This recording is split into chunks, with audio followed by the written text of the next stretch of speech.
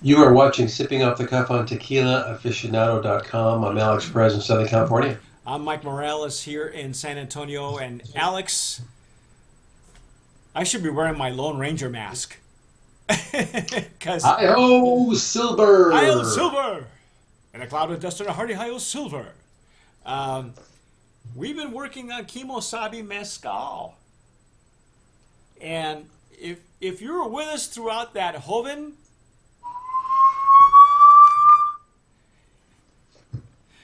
there's there's an unusual. There's a problem here. Well, there's lots of problems here, but they're all marketing. It all can be fixed because what we discovered was that the Hoven is a medley. We don't know a medley of which agaves. That's We what has been dissected. yeah we know it's at a higher ABV and triple distilled. And the family members, it's a father daughter, really unusual combo. Usually it's a husband wife, boyfriend girlfriend, but this is a father daughter business, and they come from the chocolate industry. They began the chocolate industry in Hawaii, which is really cool. So a picture right here. I don't know if you can see that. You might see that Yeah. on their Facebook page and on their website. Really cool. It sounds like they're a cool family. They thought it was just a natural progression after succeeding in chocolate in Hawaii and winning awards and accolades that they would combine. They would go to Mexico, the home of chocolate, cacao, and Oh. and do something with that and mezcal. They donate. They do a lot of sustainability. They plant to sustain the area. Um, I they do some really neat things. Agave Give Back. Kimosabi has implemented a grower support program by donating agave seedlings for their fields and provided training to plant and maintain their fields with sustainable and quality product standards as established by Kimosabi. Now, they also uh, they are a combination of modern and what they're calling craft and modern techniques. That leads me to believe that this is what they call an industrial mezcal. Okay, so it doesn't fall into those designations we talked about earlier: artisanal, traditional, um, handcrafted or industrial. And so I think now that we got all that figured out, Alex, you enjoyed it as a gateway mezcal.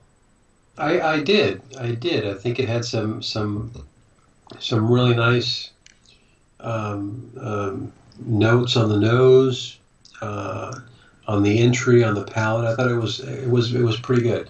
Now we're trying the Reposado, so obviously it's gotten some aging to it. Right. I don't know what actually it says on the bottle. It is aged in oak for 6 months, so Okay. it didn't impart too much color No. to it. Um, it's got And some in the nice nose, I'm getting legs and yeah, tears.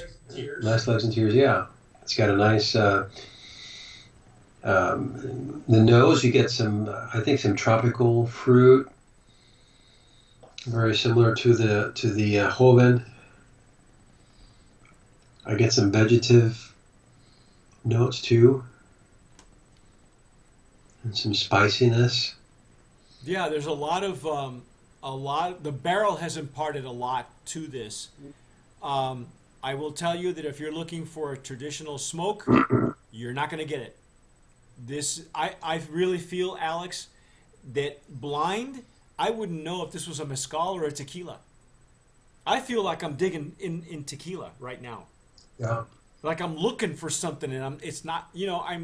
I'm not accustomed to that when it comes to a traditional mezcal or even a gateway mezcal or a medley that we know of.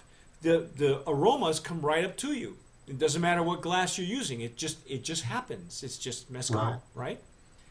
I don't get that with this. I got to dig for it. Yeah, and I do get the woody, spicy notes, but no smoke. Yeah, no, none, No no. smoke. That's why it would be confusing if you tasted blind.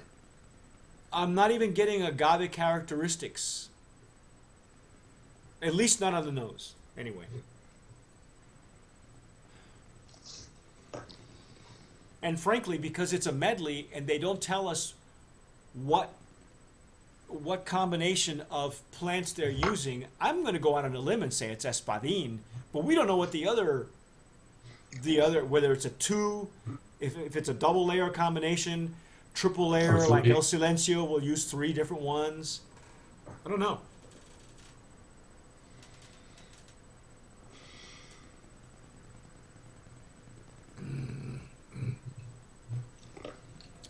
It's all barrel.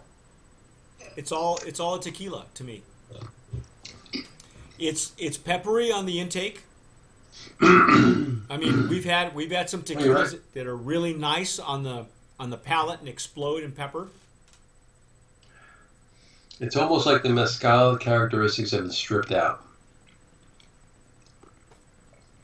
Yep, I agree. It's a good spirit, Yeah, yeah. There's nothing wrong with but it. but I but mean, again, if we're going to call it a mezcal, we're looking for the mezcal characteristics, and they're pretty much not there.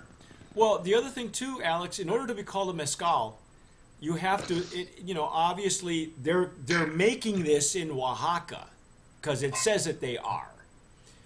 But you can make a mezcal out of blue agave. You can make a Sure. mezcal out of espadín.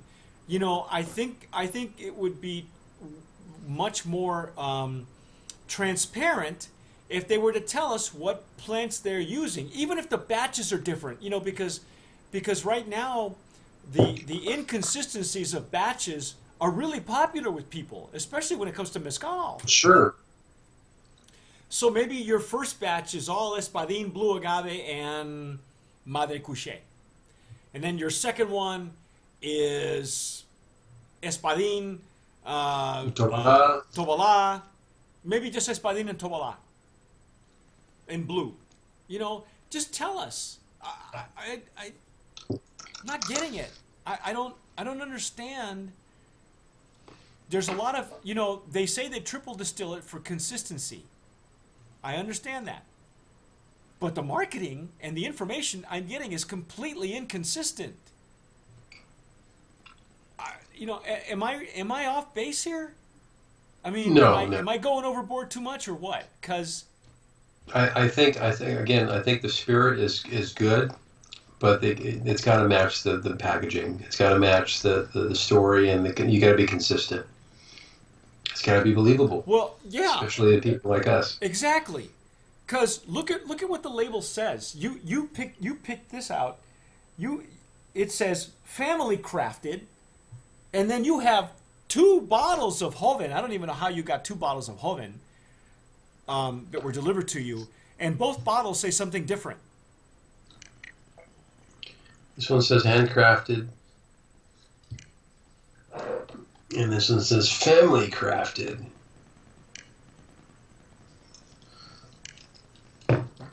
There's already a So controversy as to what handcrafted, bespoke, artisanal, what that means.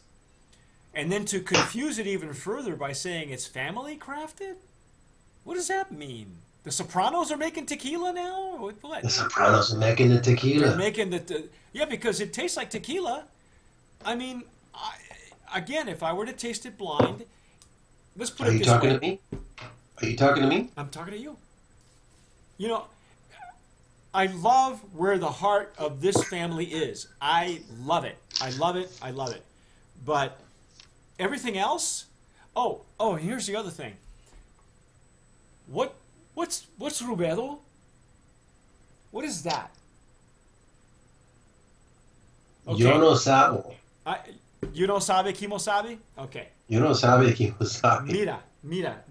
According to my Reverso dictionary from Spanish to English online, it's just what it says. Reverso dictionary.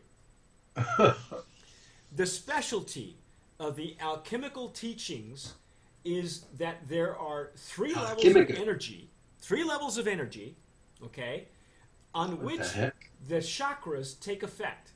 They are called What? Nigredo, Albedo, and Rubedo. So, the wording here relates to levels of energy. That is a great story. But there's no explanation on the label. It says nothing at all about it on the POS. I got tons of POS. I got a brochure. I got a pullout. I got recipes. Somebody plucked that word out of the air. They plucked it. They plucked it out of something, and I don't know if it was thin air. No, They but plucked it out of a very dark and smelly place. but it's got its own story, Alex. If they would just explain the alchemy, if they went to the alchemy, you know what I mean? There's a story there that they left on the table. Instead, they give us Kimo Sabe. And I read this, and I'm going to read it again, because I'm going to harp on this until this is fixed, okay? On their POS, Kimo Sabe Mezcal means trusted friend, a term from the Sonora Indians. Yeah, Alright. you know what? It's a whole play on that because they have a añejo, which we did. Did you get añejo? No, did you? I didn't get an añejo, and You they're did? calling it You did? añejo. No, I did it. I Okay. did not. They have añejo colon azot or azoth, AZOTH, our ultra premium añejo mezcal. The word azoth is one of the more arcane names for the first matter. The A and Z in the word relate to Alpha and Omega, beginning and end of the universe. Thus, the word is meant to convey the idea of the absolutely complete and full meaning of the first matter and its transformations. In this sense, the azoth represents not just the chaotic first matter at the beginning of the universe, but also its perfected essence, whatever that means. Alex, but I love that. What I'm telling you is that's the story. If they're going to use the wording, how come they don't explain it? All it does is confuse somebody. Albedo or Rubedo.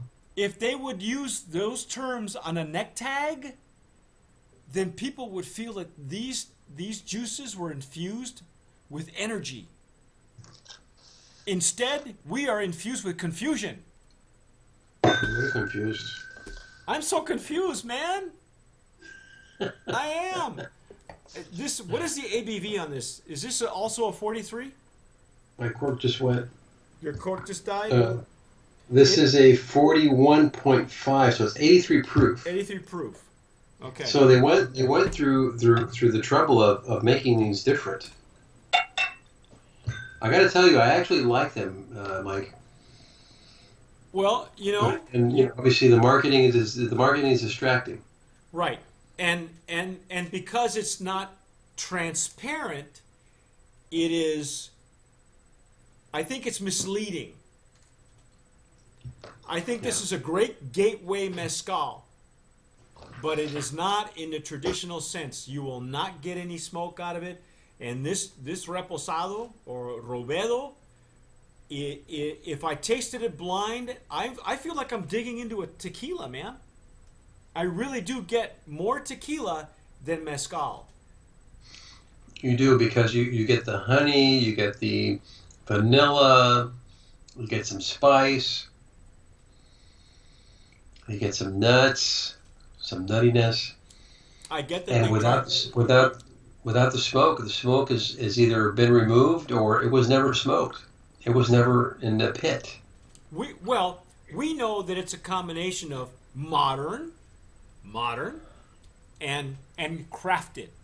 So that leads me to believe that they never really pit roasted it, and that they're using a diffuser, maybe, or maybe they're just putting it in autoclaves.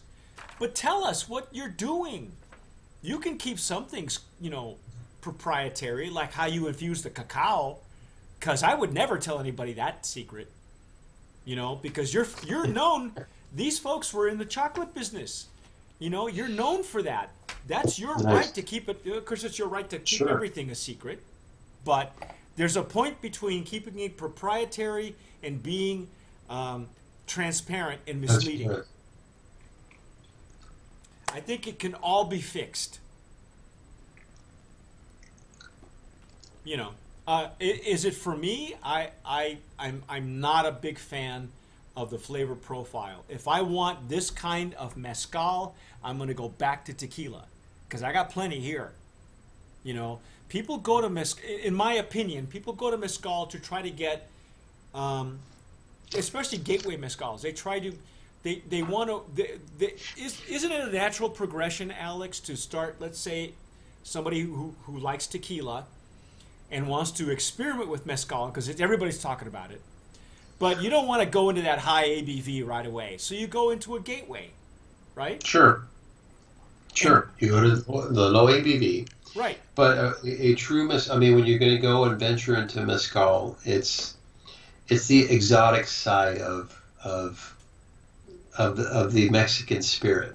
So you want, you are basically tasting the village, the palenque, the sweat and the smoke, and I mean, this is an experience. This is an experience. You've got hundreds and thousands, hundreds of years that have gone into this process, where you've got these little palenques, these little places, and people that put this stuff together and smoke it, and cultivate it and dig and smoke it, and then I mean all the care that goes into it. And then the distillation. It can't be. Yes, the distillation and just all the care that goes into this. It's just amazing. So to call something like this a mezcal and not have those characteristics, okay, maybe this is your modern style of mezcal, but I'd rather go to the little guys with their palenques giving me their heart and soul in a bottle. You're telling me that it came from Oaxaca. Obviously, I believe you. It says so on the label. I get it. Let me taste Oaxaca. Yep. Is that too much to ask? The rawness of Oaxaca. Yeah. There's lots of ways they could have gone with this, Alex. I feel bad because there's so much work that goes into this, and these folks, like I said, their heart's in the right place. They're doing sustainable practices. They come from a award-winning chocolate cacao, background.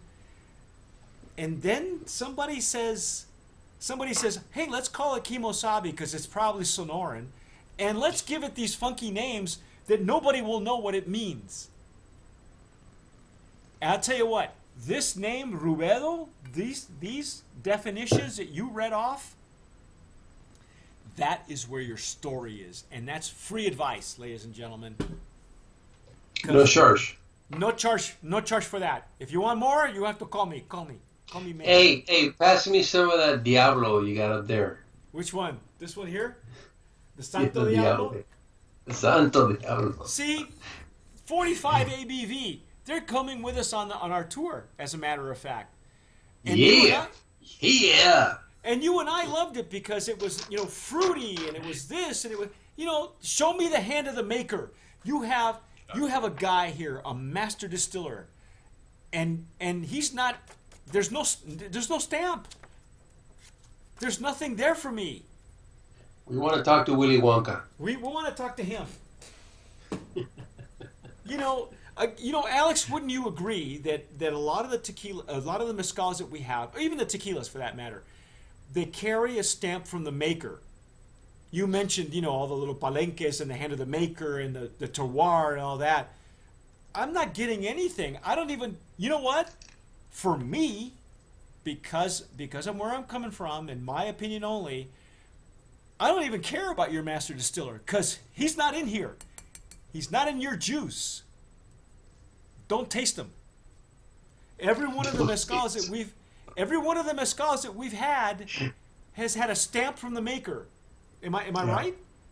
No, you're right. Even the bad ones. Even the bad ones. There's something that distinguishes them even in the same region of Oaxaca. It's a signature. Yeah. The Do you get a signature, signature from this? I'm not getting anything. I got barrel. I like barrel. I do. I like barrel as much as any other oak head.